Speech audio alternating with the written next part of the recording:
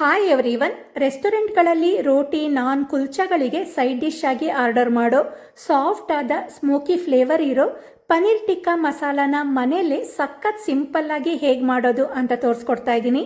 Same hotel ಶೈಲಿಯಲ್ಲಿ ಅದೇ rich ಆದ ಗ್ರೇವಿ ಮತ್ತು ತಂದೂರಿ ಟೇಸ್ಟನ್ನು ಯಾವುದೇ ತಂದೂರಿ ಇಲ್ಲದೇ ಮನೆಯಲ್ಲೇ ತವಾದಲ್ಲಿ ಮಾಡ್ಕೋಬೋದು. ಹೋಟೆಲ್ಗಿಂತನೂ ತುಂಬಾ ರುಚಿಯಾಗಿರುತ್ತೆ. ಈ ಗ್ರೇವಿ ಕೂಡ ತುಂಬಾ ಕ್ರೀಮಿ, ಫ್ಲೇವರ್ಫುಲ್ ಆಗಿ ಟೇಸ್ಟ್ ಮಾತ್ರ ತುಂಬಾ ಚೆನ್ನಾಗಿರುತ್ತೆ. ಪನ್ನೀರ್ ಟಿಕ್ಕಾ ಮಸಾಲ ಮಾಡಲಿಕ್ಕೆ ಪನ್ನೀರ್, ಈರುಳ್ಳಿ, ಕ್ಯಾಪ್ಸಿಕಮ್ ಮತ್ತು ಟೊಮ್ಯಾಟೋನ ಸೇಮ್ ಸೈಜ್ನಲ್ಲಿ ಕಟ್ ಮಾಡ್ಕೊಳ್ಳಿ. ಈರುಳ್ಳಿದು ಎಲ್ಲ ಲೇಯರ್ನ ಬಿಡಿಸ್ಕೋಬೇಕು. ಹಾಗೆ ಕ್ಯಾಪ್ಸಿಕಮ್ ಮತ್ತು ಟೊಮ್ಯಾಟೋದು ಒಳಗಿನ ಬೀಜ ಇರುತ್ತಲ್ಲ, ಅದನ್ನು ಈ ರೀತಿ ತೆಗೆದು ಇಟ್ಕೋಬೇಕು. ಇವಾಗ ಮ್ಯಾರಿನೇಷನ್ ಮಾಡಲಿಕ್ಕೆ ಒಂದು ಬೌಲ್ನಲ್ಲಿ ಅರ್ಧ ಕಪ್ಪಷ್ಟು ಮೊಸರನ್ನ ತೊಗೊಂಡಿದ್ದೀನಿ. ಇದಕ್ಕೆ 2 ಟೇಬಲ್ ಸ್ಪೂನಷ್ಟು ಹಸಿ ವಾಸನೆ ಹೋಗೋ ತನಕ ಹುರಿದಿರೋ ಕಡಲೆ ಹಿಟ್ಟನ್ನು ಹಾಕೊಳ್ತೀನಿ. ಇದು ಒಳ್ಳೆ ಬೈಂಡಿಂಗ್ ಕೊಡತ್ತೆ.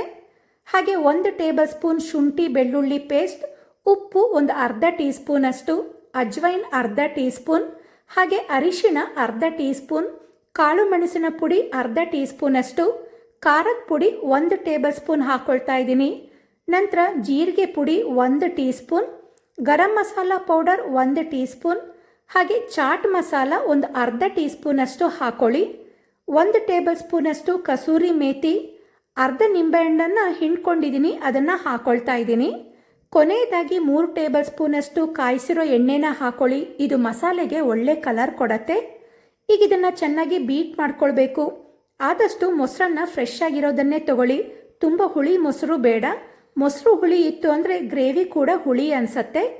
ಈಗ ಇದನ್ನು ಚೆನ್ನಾಗಿ ಬೀಟ್ ಮಾಡ್ಕೊಂಡ್ಮೇಲೆ ಇದಕ್ಕೆ 400 ಗ್ರಾಮಷ್ಟು ಕ್ಯೂಬ್ ಸೈಜ್ನಲ್ಲಿ ಕಟ್ ಮಾಡ್ಕೊಂಡಿರೋ ಪನ್ನೀರ್ನ ಹಾಕ್ಕೊಂಡು, ಒಂದು ದೊಡ್ಡ ಈರುಳ್ಳಿ ದೊಡ್ಡ ಸೈಜ್ನಲ್ಲಿ ಕಟ್ ಮಾಡಿಕೊಂಡು ಲೇಯರ್ ಬಿಡಿಸ್ಕೊಂಡಿರೋದು, ಅದೇ ಸೈಜ್ನಲ್ಲಿ ಕಟ್ ಮಾಡ್ಕೊಂಡಿರೋ ಒಂದು ದೊಡ್ಡ ಕ್ಯಾಪ್ಸಿಕಮ್ ಮತ್ತು ಬೀಜ ತೆಗೆದಿರೋ 2 ಟೊಮ್ಯಾಟೊ ಹಾಕಿ ನೀಟಾಗಿ ಮಿಕ್ಸ್ ಮಾಡ್ಕೊಳ್ಳಿ. ಇದನ್ನು ನೀಟಾಗಿ ಮಿಕ್ಸ್ ಮಾಡ್ಕೊಂಡ್ಮೇಲೆ ಒಂದು ಅರ್ಧ ಗಂಟೆ ಮ್ಯಾರಿನೇಟ್ ಆಗಲಿಕ್ಕೆ ಬಿಡಬೇಕು. ಇದೀಗ ನೀಟಾಗಿ ಮಿಕ್ಸ್ ಆಗಿದೆ. ಇದನ್ನೀಗ ಮ್ಯಾರಿನೇಷನ್ಗೆ ಬಿಡೋಣ. ಹಾಗೆ ಒಂದು 3 ಹಣ್ಣು ಟೊಮ್ಯಾಟೊನೂ ಕೂಡ ಗ್ರೈಂಡ್ ಮಾಡಿ ಪ್ಯೂರಿ ಮಾಡಿ ಇಟ್ಕೋಬೇಕು. ಟೊಮ್ಯಾಟೊನೂ ಕೂಡ ಹುಳಿ ಇರಬಾರ್ದು, ಆದಷ್ಟು ಹಣ್ಣು ಟೊಮ್ಯಾಟೊನೇ ತಗೊಳ್ಳಿ. ಈಗ ಪ್ಯಾನ್ನಲ್ಲಿ 2 ಟೇಬಲ್ ಸ್ಪೂನ್ ಎಣ್ಣೆನ ಕಾಯಿಸ್ಕೊಳ್ಳೋಣ. ಎಣ್ಣೆ ಕಾದ್ಮೇಲೆ ಇದಕ್ಕೆ ಮ್ಯಾರಿನೇಟ್ ಆಗಲಿಕ್ಕೆ ಇಟ್ಟ ಪನ್ನೀರ್ನ ಹಾಕ್ಕೊಂಡು ಪ್ಯಾನ್ನ ಫುಲ್ ಸ್ಪ್ರೆಡ್ ಮಾಡಿ ಇದನ್ನು ಮಗಚ್ತೇನೆ ಸ್ವಲ್ಪ ಹೊತ್ತು ಹಾಗೆ ಬಿಡಬೇಕು. ಆವಾಗ ಮೊಸರೆಲ್ಲ ಗಟ್ಟಿ ಆಗ್ತಾ ಬಂದು ಆ ಮಸಾಲೆ ಎಲ್ಲ ಪನ್ನೀರ್ಗೆ ಚೆನ್ನಾಗಿ ಕೋಟ್ ಆಗ್ತಾ ಬರುತ್ತೆ. ಈ ಪನ್ನೀರ್ ಟಿಕ್ಕಾ ಇರತ್ತಲ್ಲ, ಆ ರೀತಿ ಆಗ್ತಾ ಬರುತ್ತೆ. ಈ ಮಸಾಲೆ ಎಲ್ಲ ಪನ್ನೀರ್ಗೆ ಚೆನ್ನಾಗಿ ಕೋಟ್ ಆಗಿ ಈ ರೀತಿ ರೋಸ್ಟ್ ಆಗ್ತಾ ಬರಬೇಕು. ಆವಾಗಲೇ ಈ ಮಸಾಲೆಗೆ ಪನ್ನೀರ್ ಟಿಕ್ಕಾದು ಟೇಸ್ಟ್ ಬರೋದು. ಈ ರೀತಿ ಮಸಾಲೆ ಎಲ್ಲ ಪನ್ನೀರ್ಗೆ ಚೆನ್ನಾಗಿ ಕೋಟ್ ಆದಮೇಲೆ ಫ್ಲೇಮ್ ಆಫ್ ಮಾಡಿ ಇದನ್ನು ಸಪ್ರೇಟಾಗಿ ಎತ್ತಿಟ್ಕೊಳ್ಬೇಕು. ಈಗ ಒಂದು ಕಡಾಯಿಯಲ್ಲಿ 2 ಟೇಬಲ್ ಸ್ಪೂನ್ ಎಣ್ಣೆ ಕಾಯಿಸಿ, ಎಣ್ಣೆ ಕಾದ್ಮೇಲೆ ಇದಕ್ಕೆ 1 ಟೀ ಸ್ಪೂನ್ ಜೀರಿಗೆ ಹಾಕಿ, ಜೀರಿಗೆ ಫ್ರೈ ಆದಮೇಲೆ ಚಿಕ್ಕದಾಗಿ ಹೆಚ್ಕೊಂಡ 2 ಈರುಳ್ಳಿನ ಹಾಕ್ಕೊಂಡು ಈರುಳ್ಳಿನ ಚೆನ್ನಾಗಿ ಫ್ರೈ ಮಾಡ್ಕೊಳ್ಬೇಕು. ಈರುಳ್ಳಿ ಎಲ್ಲ ಈ ರೀತಿ ಚೆನ್ನಾಗಿ ಫ್ರೈ ಆಯಿತು ಅಂದರೆ ಇದಕ್ಕೆ 1 ಟೇಬಲ್ ಸ್ಪೂನ್ ಶುಂಠಿ ಬೆಳ್ಳುಳ್ಳಿ ಪೇಸ್ಟ್ ಹಾಕಿ ಚೆನ್ನಾಗಿ ಫ್ರೈ ಮಾಡ್ಕೊಳ್ಳಿ. ಶುಂಠಿ ಬೆಳ್ಳುಳ್ಳಿದು ಹಸಿ ವಾಸನೆ ಹೋಗೋ ತನಕ ಫ್ರೈ ಮಾಡ್ಕೋಬೇಕು. ನಂತರ ಇದಕ್ಕೆ 1 ಟೀ ಸ್ಪೂನ್ ಖಾರದ ಪುಡಿ, 1 ಟೀ ಸ್ಪೂನ್ ಕೊತ್ತಂಬರಿ ಪುಡಿ, ಹಾಗೆ ರುಚಿಗೆ ತಕ್ಕಷ್ಟು ಉಪ್ಪು, ಅರ್ಧ ಟೀ ಸ್ಪೂನ್ ಅರಿಶಿಣ ಹಾಕಿ ಮಸಾಲೆನೆಲ್ಲ ಚೆನ್ನಾಗಿ ಮಿಕ್ಸ್ ಮಾಡ್ಕೊಳ್ಬೇಕು.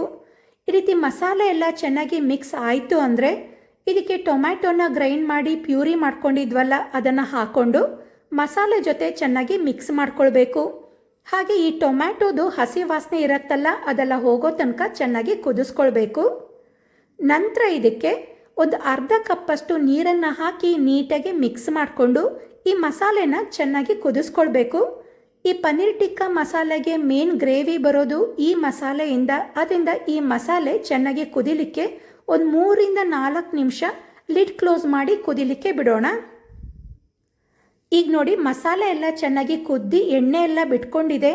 ಇದಕ್ಕೆ ಪನ್ನೀರ್ನ ಫ್ರೈ ಮಾಡಿ ಇಟ್ಕೊಂಡಿದ್ವಲ್ಲ, ಅದನ್ನು ಹಾಕ್ಕೊಂಡು ಮಸಾಲೆ ಜೊತೆ ಚೆನ್ನಾಗಿ ಮಿಕ್ಸ್ ಮಾಡ್ಕೊಳ್ಬೇಕು.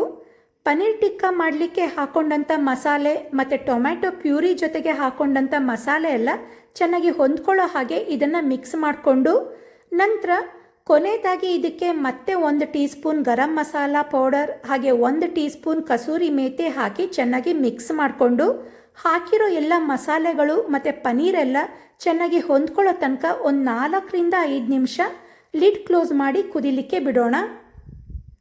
ಈಗ ಪನ್ನೀರ್ ಟಿಕ್ಕಾ ಮಸಾಲ ಚೆನ್ನಾಗಿ ಕುದ್ದಿದೆ. ಆ ಗ್ರೇವಿ ನೋಡಿ ಎಷ್ಟು ಕ್ರೀಮಿಯಾಗಿ ಬಂದಿದೆ ಅಂತ. ಇದಕ್ಕೆ ಮೊಸರು ಮತ್ತು ಕಡಲೆ ಹಿಟ್ಟನ್ನು ಹಾಕಿರೋದ್ರಿಂದ ಆ ಕ್ರೀಮಿನೆಸ್ ಬಂದಿರೋದು. ನೋಡಲಿಕ್ಕೇ ಎಷ್ಟು ಟೆಂಪ್ಟಿಂಗ್ ಆಗಿ ಕಾಣಿಸ್ತಾ ಇದೆ. ಟೇಸ್ಟ್ ಕೂಡ ತುಂಬಾ ಚೆನ್ನಾಗಿರುತ್ತೆ. ಈಗ ರಿಚ್ ಟೇಸ್ಟ್ ಕೊಡೋ ಪನ್ನೀರ್ ಟಿಕ್ಕಾ ಮಸಾಲ ರೆಡಿಯಾಗಿದೆ.